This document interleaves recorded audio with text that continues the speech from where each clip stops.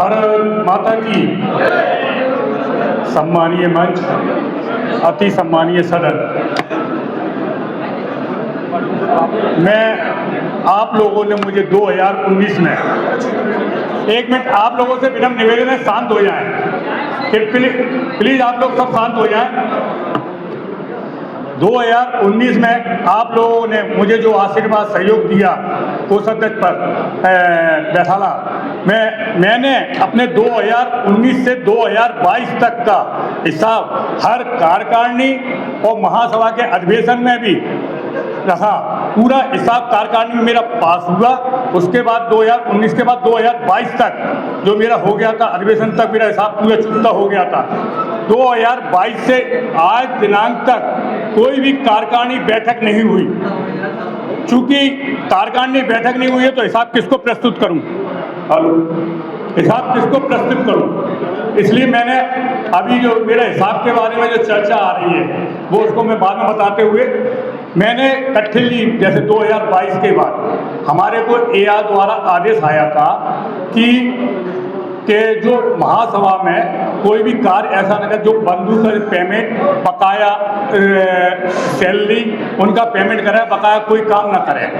तो मैंने कठिली जो चित्रकूट भवन में जो अधिवेशन हुआ था उससे पहले छतरपुर में मीटिंग हुई थी, उसमें मैंने हिसाब रखा था।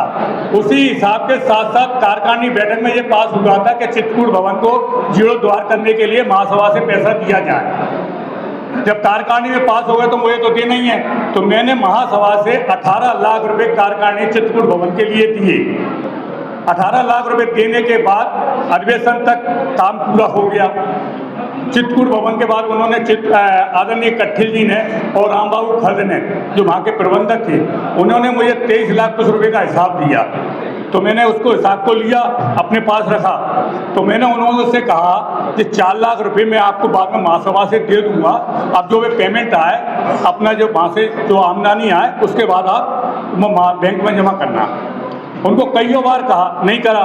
2023 में उन्होंने मुझे फिर हिसाब दिया 10 लाख रुपए का, 10 लाख रुपए। तो मैंने उन्होंने ये कहा कि आपने 10 लाख रुपए मेरे को हिसाब दे रहे हैं, आज दिनांक तक बैंक में 10 रुपये जमा नहीं है, ये 10 लाख रुपए हैं कहाँ? तो उन्होंने कीजिए आपका हिसाब।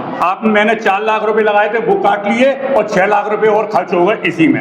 मैंने जब एआर का आदेश आया है आपको हिसाब देना है, बैंक में जमा करना है, कोई काम नहीं करना, बोले ठीक है वो चलता रहेगा, ऐसे चलता रहेगा। मैंने कोई बात नहीं। फिर मैंने उनको लेटर लिखा, मैंने माननीय अध्यक्ष जी कि ये चित्रकूट में जो भी काम कर रहे हैं रोकें। आदेश एआर का आदेश था कि कोई काम ना करा जाए, कृपया बैंक में पैसे जमा कराया जाए। उन्होंने वो लेटर को मेरा अनसुनी करा। अनदेखी करने के बाद उन्होंने, मैंने कई बार कहा था, मैंने महामंत्री को भी लेटर दिया, महामंत्री ने भी उनको लिख के दिया, उन्होंने महामंत्री की बात नहीं मानी। उसके बाद महामंत्री की बात मानने के बाद मैंने क्या किया, फिर मैंने कहा, मैंने आवेदन दिया थाने में, कोतवाली में। हाँ, फिर मैंने पहले एआर के आवेदन दिया, एआर के यहाँ उन्होंने दे लेके उस आवेदन को मेरा खारिज करवा दिया। उन्होंने कोई जवाब नहीं दिया, न एआर ने कोई पैसे की रोक लगाई। उन्होंने कहा काम मत कराओ, कुछ नहीं कराओ, एआर को कुछ जो भी किया होंगे। फिर मैंने थाने में आवेदन दिया, थाने के पुलिस वालों का फ़ोन आया। फ़ोन आने के बाद उन्होंने साहब वही रफा दफी बात करी, उनके कोई वकीलों ने कह के बात करवाई, रफा दफी करी। मैं भी बहुत परेशान, मैंने सारे पदाधिकारियों से बात की। मैंने 11 पदाधिकारीगण आज हमारे पास वो पदाधिकारियों में संतोष कुचिया जी, नरेश कुचिया जी अभी साथ में बैठे हैं जो मेरे साथ थे। हम लोगों ने लिख के 11 लोगों ने लिख के एआर के यहाँ जाके आवेदन दिया, जो चित्रकूट भवन में काम हो रहा है उसको रुकवाया है और वहाँ का जो आमदनी का पैसा है वो आज तक बैंक में जमा नहीं है। हमने आवेदन दिया 11 लोगों ने लिख के। उसके बाद 11 लोगों जब कोई उन्होंने वो भी नहीं किया, मैंने उसके बाद आवेदन दिया थाने में से भी कुछ नहीं हुआ, एआर को भी नहीं किया। एंड में मैंने अपने महामंत्री से मिलके, मैंने महामंत्री जी क्या करना चाहिए, महामंत्री जी बोलो आप कोर्ट में जाइए। मैंने एआर से कहा, बोले आप कोर्ट में करिए, नहीं कर रहे मैं क्या करूँ, नहीं कर रहे मैं क्या करूँ, आप कोर्ट में दिए। मैंने कोर्ट में आवेदन लगाया, आवेदन लगाने के बाद कोर्ट द्वारा उनके खिलाफ वारंट जारी हुई। वारंट जारी हुए, इन्होंने मेरे को काफ़ी लोग धमकाया, ये कर देंगे, हम वो कर देंगे, मेरे खिलाफ किताब में काफ़ी लिखा। फिर इन्होंने अभी जमानत कराई, उसके बाद जमानत पे आए हमारे आदरणीय कट्ठिल जी, रामबाबू खर और जहाँ के वहाँ के प्रबंधक हैं नीरज, जो आज जमानत पे हैं। अभी कल की 13 तारीख लगी थी, वो किसी कारणवश आगे बढ़ गई है। दूसरी बात, एक और मैं बात कहना चाहता हूँ समाज के सामने। मैंने 2022 से पहले एक आवेदन दिया था आयकर विभाग में एटीजी की छूट के लिए। एटीजी की छूट के लिए दिया था मैंने, करीबन 2021 में दिया था। काफ़ी मेहनत करने के कागज़ तैयार करे, तो आपको सबको जानकारी है, इनकम टैक्स में कागज़ देना पड़ते हैं, 3 साल का रिटर्न बनना पड़ता है, पूरा देना पड़ता है। मेहनत तैयार करके आयकर विभाग में पूरा एटीजी के लिए छूट आवेदन दिया। 2022 में जब मेरे पास वकील साहब का फोन आया कि आपका एटीजी की छूट के लिए काम हो रहा है, तो उसमें करीबन इतना खर्चा आएगा।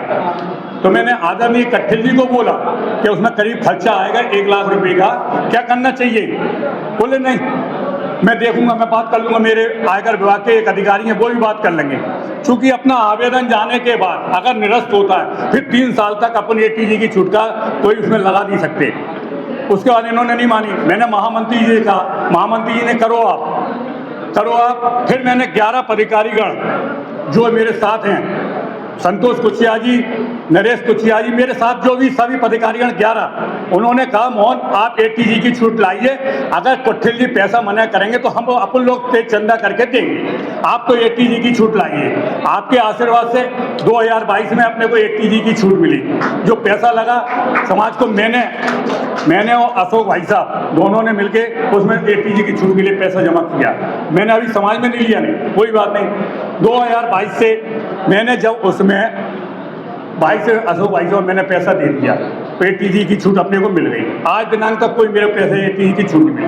आज मुझसे कट्ठिल जी कहते हैं मुझे हिसाब दीजिए 2019 से आप मुझे हिसाब दीजिए। मैं समाज के सामने बताना चाहता हूँ, 2019 से जो कार्यकारिणी बैठक हुई है, उसमें अध्यक्ष जी सभी पदाधिकारीगण बैठक थे। जब पास हो रहा था, जब आप दस्तखत कर रहे हैं हिसाब पे, फिर काय का हिसाब मांग रहे हैं मुझसे आप? जब आपके दस्तखत है हिसाब पे, महामंत्री के दस्तखत है हिसाब पे, फिर हिसाब काय का मांग रहे हैं मुझसे आप? फिर भी 2019 से मुझे हिसाब दीजिए, मुझे मालूम नहीं है क्या है। अरे जब आपके सामने कार्यकारिणी में पास करवा रहा हूँ, मैं कब दे रहा हूँ, तब आप मुझसे पूछिए ना कि उसमें भाई जे काय का पैसा लगा। जब आप क्यों सोच के बैठे थे? आज तो आप मुझसे बेर कह रहे हैं हिसाब दीजिए। मैंने फिर भी आप लोगों की बात मानी। चलो मैंने हिसाब कट्ठिल जी को 2 बार, 1 बार नहीं, 2 बार नहीं, 3 बार दिया। पहला हिसाब मैंने आदरणीय दाऊ को दिया, दाऊ ने कट्ठिल जी को दिया, उनने रख लिया। बोले यार मैंने हिसाब रख दिया था, वो सारे हिसाब गोल हो गया, कमल जी ले गए होंगे, पता नहीं कमल जी ले गए होंगे। सेकेंड हिसाब दिया मैंने सतीश सोहाने जी को, सतीश सोहाने उन्हीं के समझी है, मैंने उनको हिसाब दिया।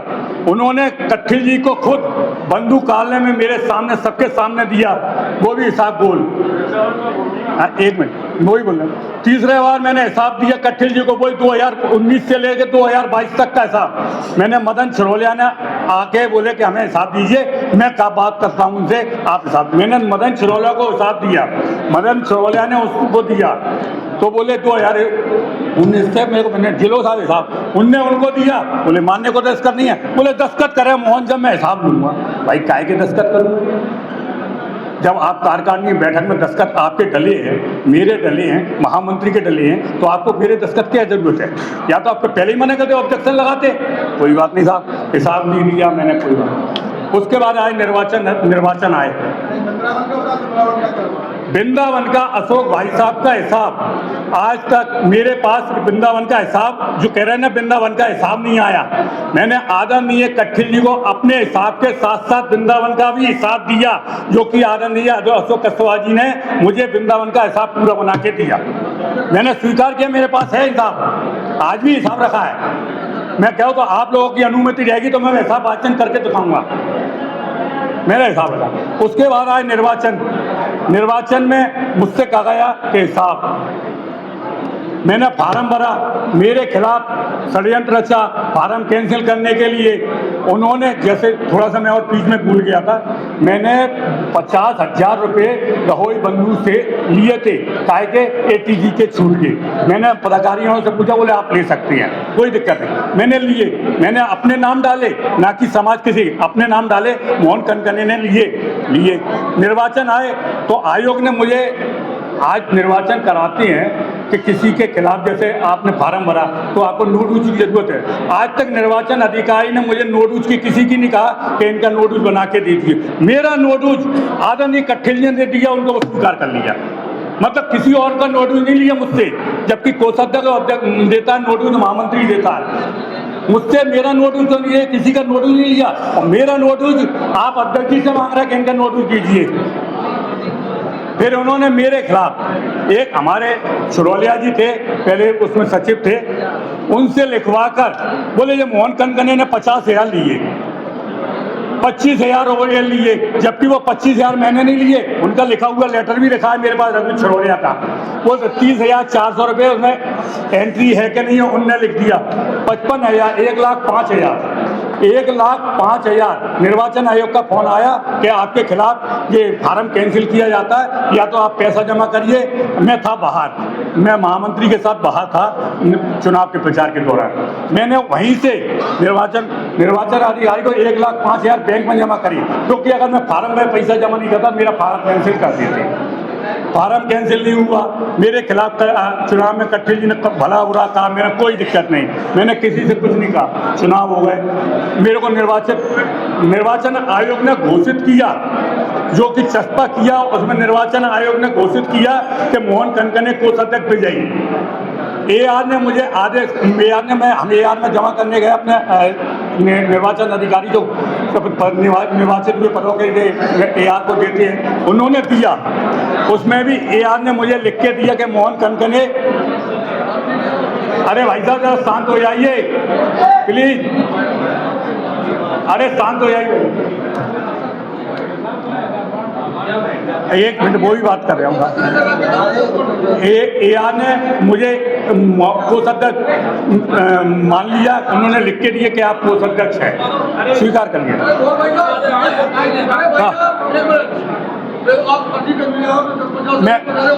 मैं उसके बात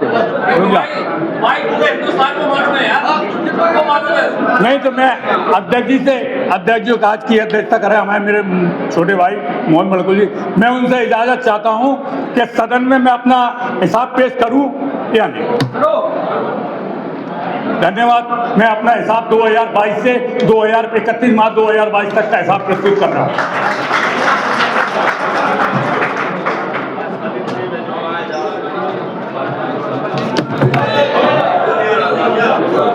सॉरी।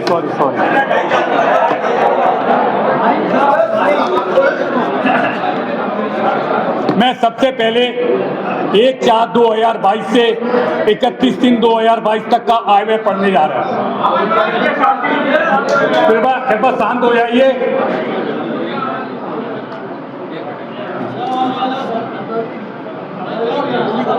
मेरा आदरणीय कोषाध्यक्ष जी से निवेदन है कि आपने अपना कार्यकाल 2022 तक का मांगा है, और जिसे आपने पारित भी कराया वो तो आप करें ही करें। 2022 से 25 निर्वाचन 25 में हुए, जिसमें जो गबन हुआ है या चित्रकूट में जो पैसा गया है और जो जमा नहीं हुआ, उसका लेखा जोखा भी प्रेषित करें। धन्यवाद।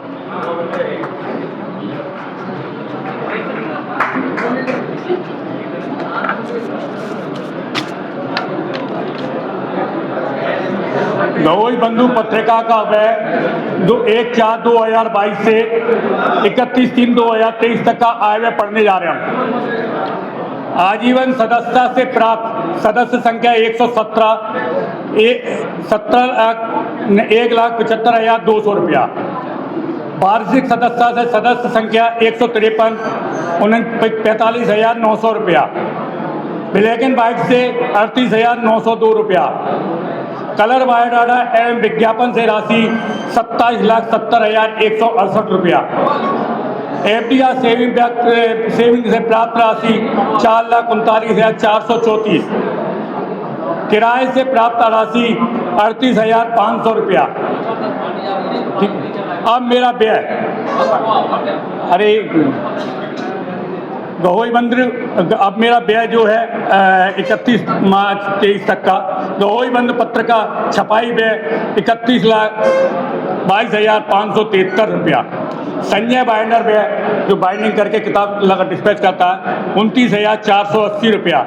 डाक टिकट खर्च 1,33,971 रुपया। स्टेशनरी व्यय 27,531 रुपया। वेतन व्यय 3,07,500 रुपया।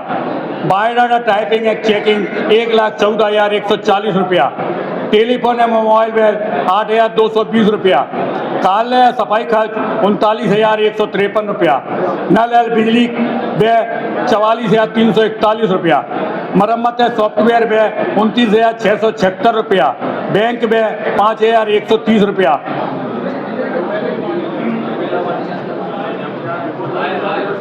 लीगल व्यय 850 रुपया।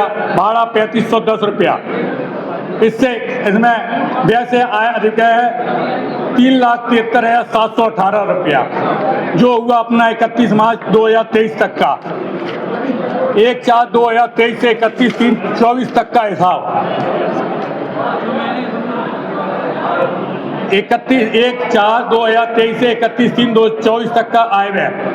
आय आजीवन सदस्यता से प्राप्त 85,500 सदस्य संख्या 57। वार्षिक सदस्यता से सदस्य संख्या 120 36,000।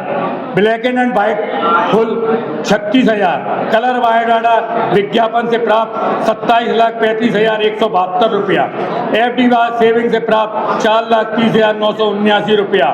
किराए से प्राप्त आमदनी 42,000 जो किराया आता है वो कानपुर का उसका है, सोनी अनाथालय, वो खोनी अनाथालय नहीं उसका है, कानपुर भवन का, उससे 42,000 रुपये साल की एक किराया आता है। अन्य आय 5,320 रुपये अन्य आय हुई थी। अब व्यय है गहोई बंधु पत्र का छपाई व्यय 27,52,278 रुपया। संजय बाइंडर का 58,300 रुपया। डाक टिकट व्यय 82,620 रुपया। स्टेशनरी व्यय 21,037 रुपया। वेतन व्यय 3,01,000 रुपया। बायोडाटा टाइपिंग एंड चेकिंग 88,745 रुपया। टेलीफोन एवं मोबाइल व्यय 4,262 रुपया। कार्यालय सफाई खर्च 34,185 रुपया। नल एवं बिजली व्यय 49,288 रुपया। मरम्मत सॉफ्टवेयर व्यय 12,055 रुपया। बैंक व्यय 3,023 रुपया। फेस्टिवल खर्चा 16,400 रुपया। लीगल व्यय ऑडिट 25,000 रुपये, जो ऑडिट की फीस वगैरह और जो अपने 2023 में केस की हुई थी उसका। और इसमें व्यय से अधिक है 98,262 रुपये का लॉस आया 2023 में किताब में। अब 1/4/2 अरे ऐसे पास करवा साहब, देखो ऐसे देने से चूंकि क्या है पिछली बार कार्यकाल में कोई एक पास हो जाता है, मैं सुना रहा हूँ उसको बाँचें, उसके बाद आप पास करें या किसी को ऑब्जेक्शन हो वो रखिए अंदर कमरे 2 नंबर में चला है।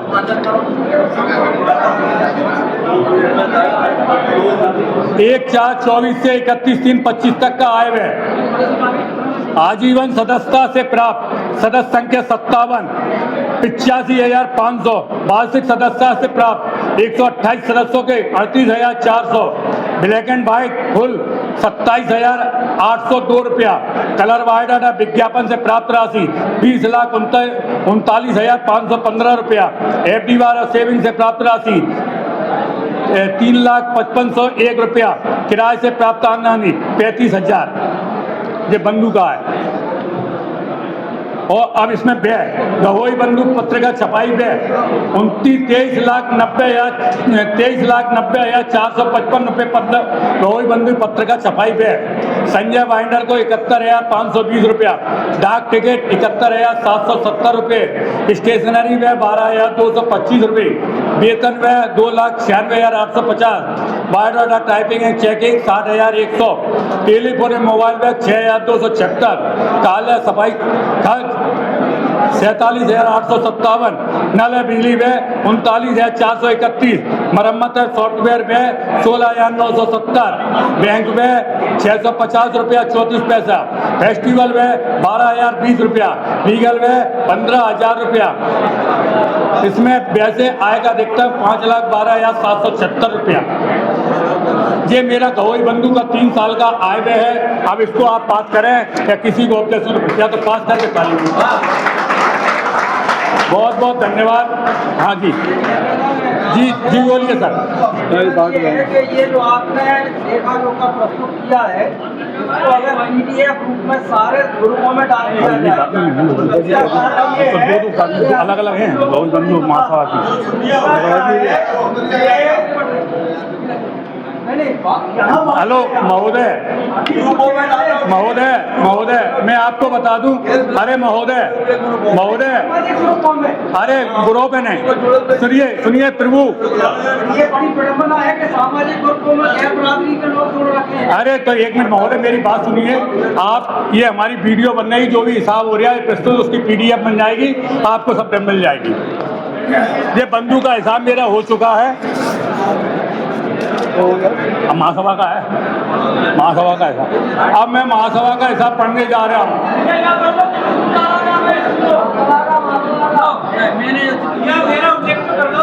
अभी मैं बात तो कर पब्लिक करेगी वो थोड़ी करेंगे। मैं बोल दिया बंधु का पास हो गया ना। हाँ आप बोलना करें आप तो बंधु का हिसाब सहमत है तो आप पास करें। सदन से मेरा निवेदन है बंधु का हिसाब आप लोगों ने सुन लिया है। कागज लिखित रूप में आपको बता जाएगा। अगर पास करते तो एक बार में ताली बजा के स्वागत कर दे प्लीज। धन्यवाद। अब मैं अखिल भारतीय गवई वैश्य महासभा का हिसाब देने जा रहा हूँ।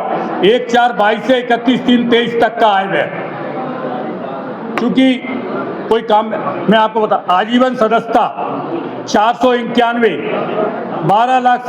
1,22,750 आजीवन से प्राप्त। संरक्षक सदस्य संख्या 64,100। FDR ब्याज 20,866। किराए से आमदनी 42,000। एक मिनट। अब किराए से आमदनी 42,000।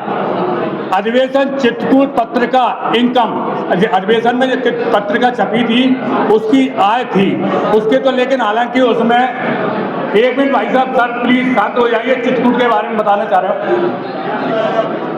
चित्रकूट की अधिवेशन में जो ये पत्रिका छपी थी उसमें करीबन 7 लाख रुपए की आय थी करीब अभी उसका हिसाब रखा है जिसमें आज तक 4,56,600 रुपये कोष अध्यक्ष को प्राप्त हुए।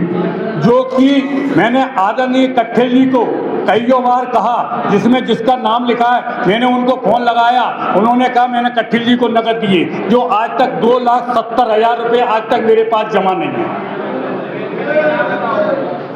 आज तक मेरे पास 2,70,000 जो निकल रहे वो आज तक जमा नहीं है। किसके नाम के पैसे बताओ तो। पत्रिका में जो एड लिए थे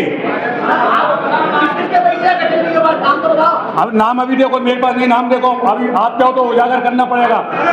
नहीं देखिए बंधुजन मैं आपको बताऊं कि जिन्होंने समाज के बंधुओं ने पैसा दिया था उन्होंने मुझसे बोला मैंने कट्ठेल जी को दे दिया।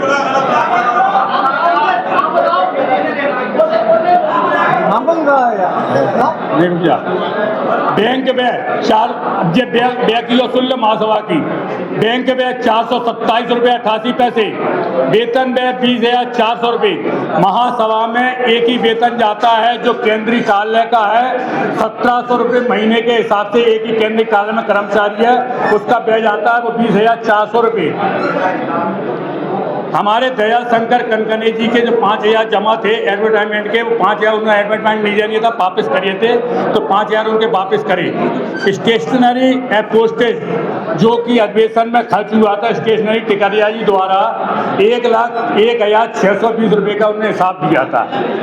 अधिवेशन में खर्चा हुआ। एक मिनट भाई साहब अध्यक्ष जी प्लीज अधिवेशन में चित्रकूट में जो अधिवेशन हुआ था उसका व्यय हुआ था 13,59,618 रुपये, जो कि महासभा से गया था। 13 लाख जिसमें आमदनी हुई थी 4,56,000। 9 लाख रुपए करीब महासभा से दिया गया था अधिवेशन के लिए। इसमें व्यय से आय का अधिकतम है 8,22,481 रुपये का घाटा पड़ा था, जो कि समाज में 13 लाख रुपए खर्च करने के बाद 1/4/22 से 2023 तक का। अब मैं 1/4/23 से 31/3/24 तक का आय व्यय पढ़ने जा रहा हूँ। आजीवन सदस्यता से प्राप्त 34,500 रुपये जो सदस्य थे 69। संरक्षण सदस्यता से सदस्य 34,250। FDR सेविंग ब्याज से 72,159। किराए से 42,000। अब इसमें व्यय बैंक व्यय 127 रुपये 75 पैसे, वेतन व्यय 20,400 रुपये, प्रिंटर रिपेयर एक प्रिंटर लिया था फोटो मशीन 14,285 रुपये, ऑडिट फीस 30,000। जो कि केस एक मैं आपको और बता दूं, महासभा में 2011-12 में एक अपने पास केस लगा था कि 29 लाख रिकवरी निकाली थी, 29,85,000 रुपये की। चित्रकूट के हिसाब को लेके है, हाँ। तो कृपया 2022 से और आज दिनांक तक जो चित्रकूट का हिसाब है आप पे है और नहीं है, तो ये आप अवगत कराएं पूरी सदन को कि जो चित्रकूट का हिसाब है उसमें आपके पास कुछ है या नहीं, क्या हिसाब किसके पास रहा, व्यक्ति विशेष का नाम। मैं थोड़ा सा अध्यक्ष जी, अधिवेशन के लिए आपने कितने रुपए महासभा से दिए थे, तो उन रुपयों का समायोजन कहाँ है, वो भी बताओ आप। कैसा समायोजन आप बताएं। पहले साहब इसका हिसाब तो पढ़ लूँ, उसके बाद मैं सब आपकी बात का जवाब दूंगा।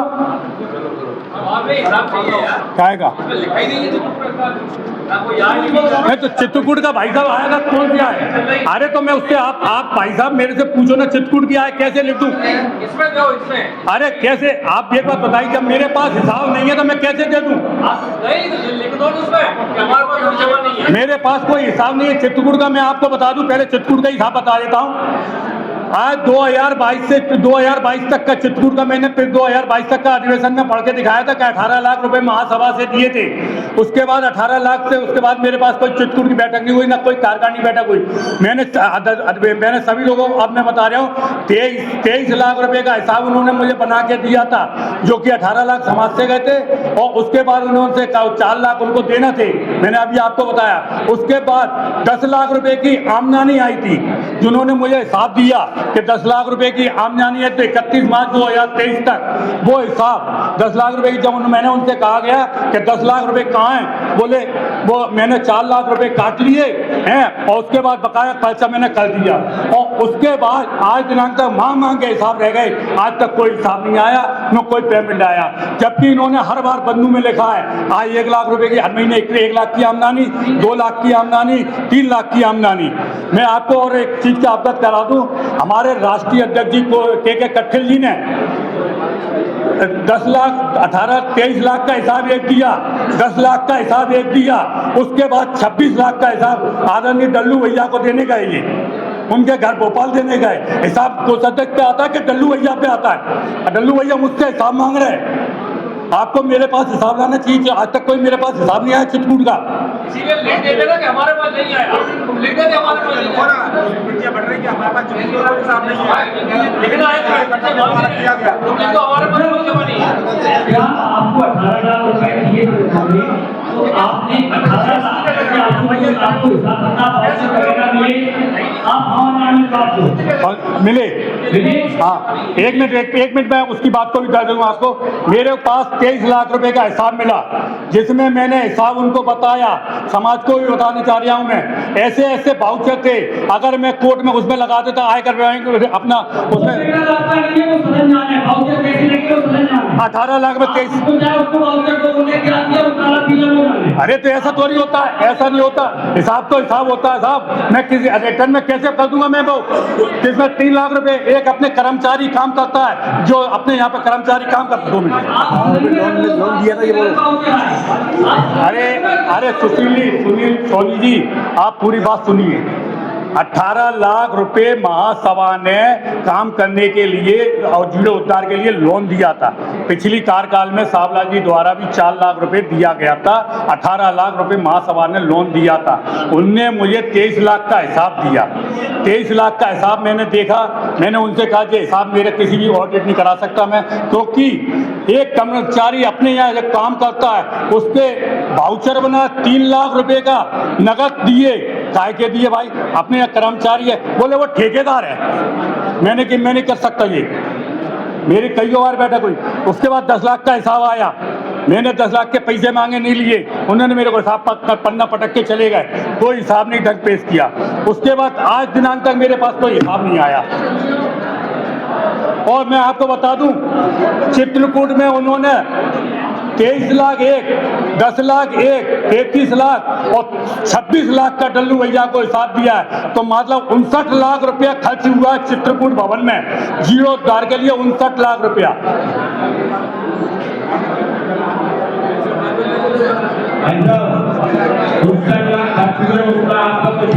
नहीं है, नहीं।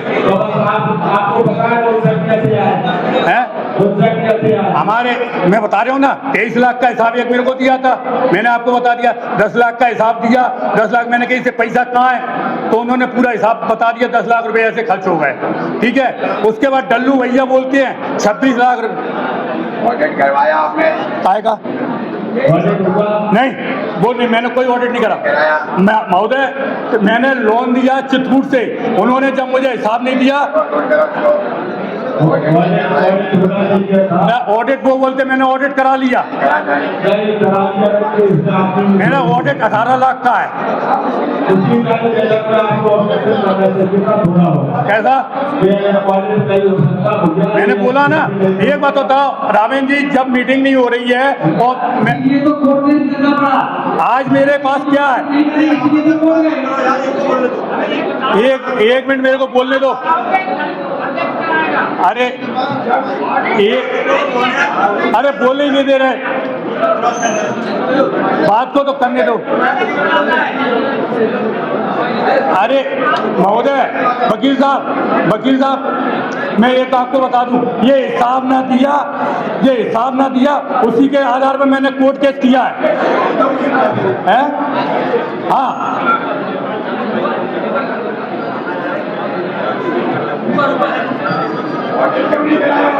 काय का ऑडिट? जब मेरे पास हिसाब नहीं तो मैं ऑडिट कैसे करूं? मैंने तो लोन दिया 18 लाख, भेजा ना सर, मैंने उनको हिसाब दिया, नहीं मैंने भेजा ना। और आज एक वकील साहब, मैंने उसी आधार पे कोर्ट में केस किया है जो जमानत में के कठिल जी काय की।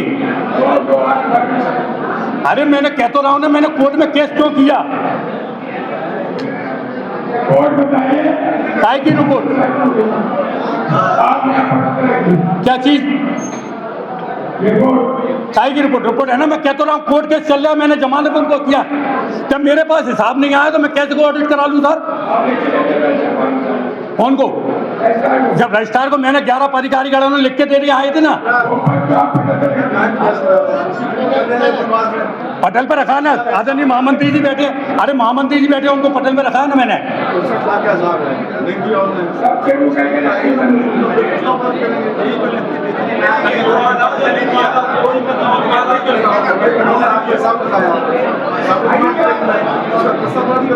जवाब देना ठीक रहेगा। तुम नहीं सुन, सदन को कैसे समझ में आएगा कि ये कवर हुआ है और आपने FIR की? कहीं आपने दर्शाया नहीं, दर्शा दो आप। तो क्या आप अपनी रिपोर्ट में दर्शा दो कि ये दर्शा में नहीं है और ये पैसा क्या है, सारी नोट का कोई हिसाब आएगा। आप सिटी कोर्ट में कैसे करवाओगे कि ये कवर हुआ? FIR करती हो। तो आज जो इसमें जो अभी सदन में इन्होंने हिसाब प्रस्तुत किया है, उसमें त्रुटि ये हो गई है, क्योंकि इन्हें इस डेट के बाद से, अगस्त 2022 के बाद से केवल 13 कितने लाख का दिया कटल जी ने? 23 लाख का। केवल जो हिसाब इन्हें आधा अधूरा मिला है, जो के कटल जी को हिसाब देना था, चूंकि निर्माण कार्य में उसके बाद में सारा के कटल जी ने, केवल के कटल जी, राम बाबू खर्च और नीरज जी, तीन लोगों ने मिलकर सारा काम किया, उसका महासभा को हिसाब नहीं दिया गया। इन्होंने कई बार पत्र दिया, हमने कई बार पत्र दिया, वो भी महासभा में हिसाब नहीं आया, जिसकी वजह से चूंकि ऑडिट जो होता है वो पूरा होता है, आधा पूरा ऑडिट नहीं होता है। और अब हम लोगों को पता पड़ा है कि माननीय के कटल जी ने ऑडिट करवा के ये हिसाब शॉर्टकट में सीधे वर्तमान अध्यक्ष जी को दे दिया। हालांकि जो भी इसमें हिसाब प्रस्तुत किया गया, इसमें मोहन जी को उल्लेख करना चाहिए स्पष्ट कि इसके बाद हमारे पास हिसाब नहीं है, जिसके कारण से सदन में प्रस्तुत नहीं कर पा रहे हैं। और मैं मोहन कन्या जी से आग्रह करूंगा कि जो ये प्रतियां अभी सदन में न बांट के इसको पूर्ण करके सदन के सन्मुख प्रस्तुत किया जाए। और अगर आप भी हो सके तो लंच के बाद आप इसको हाथ से लिख दीजिए कि इस डेट के बाद से हमें ये हिसाब हमें कटल जी द्वारा नहीं दिया गया, जिसके कारण से मैं पूरा उसका डिटेल नहीं दे सकता हूँ, तो हमारे हिसाब से ठीक हो जाएगा। धन्यवाद।